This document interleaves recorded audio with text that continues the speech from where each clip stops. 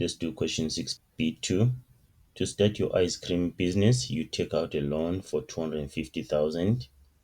The bank offers an interest rate of 10% per annum compounded monthly. Part 2 says, if you decide to pay 6,000 per month, only starting at the end of the second month, you have to take note of this. 6b1 said, if the first payment is made at the end of the first month. What's the difference between these two? End of first month and end of second month. Then says, then how many payments will be needed to pay off the loan? So you have to take note of this. For a normal present value annuity, you take a loan, this is the loan amount here, and then you start paying after 1 month, if you're paying monthly. Okay, so installments will start here, right? So now, in this situation, 6b2, you take a loan now, and then first month, there's no payment. There's no payment here. And then you pay at the end of the second month. So it means your loan amount must gain interest for 1 month so that you can get your new loan amount here. Let me call it PV, and then 2 here. This is P1. So this is the loan amount now after it has gained interest for 1 month. Then you start the payment here in the second month. Okay, so we have to get this first, and then after that we can calculate our number of payments to be done. Okay, let's start by getting this amount. So we're saying A is equal to P 1 plus I to the power n. Right, we're looking for our PV2, which is A, then 250,000, then 1 plus is gaining an interest of what? Of 10% per annum compounded monthly.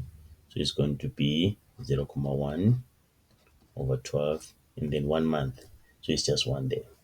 And then we get that, which is our PV2 here, is equal to 252,083 rand, then 3333. Don't round off. Right. So it means the loan amount now is no longer 250,000. It's now 252,083 rand and 33 cents. This is what happens in real life. Sometimes you find they say you can take a loan and then you start paying after 3 months, or take a car and then you start paying after 3 months. During that time, during those 3 months, the loan will be gaining interest. Remember that. These are called delayed payments.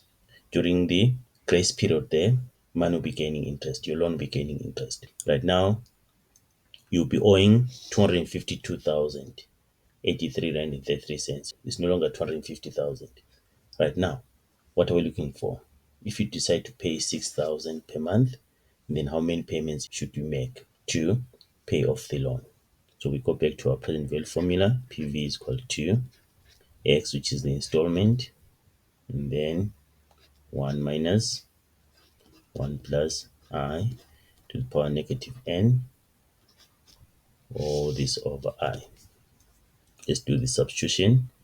So it's now 252,083 rand, 3333, go to 6,000. 6,000, that's the X. And then 1 minus 1 plus, then 0.10 over 12 to the power negative n. That's what we're looking for. We're looking for n, right, over 0.10 over 12. Now, what can we do here? You can do things differently here. Someone can decide to divide 6,000 by 0.1 over 12, or I will multiply these two. I will multiply 252,083 and 33 cents by 0.1 over 12. So what do I get? I'll get 2,100, 694444 is equal to 6,000, and then 1 minus 1 plus 0.10 over 12 to the power negative n, right? Then divide by 6,000 on both sides of the equation. Divide this by 6,000.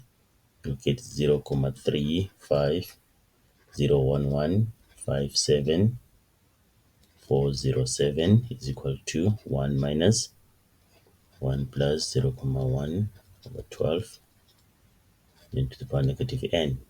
Then subtract 1 from both sides of the equation, get negative 0.6498842 is equal to negative 1 plus 0.10 over 12 to the power negative n, right?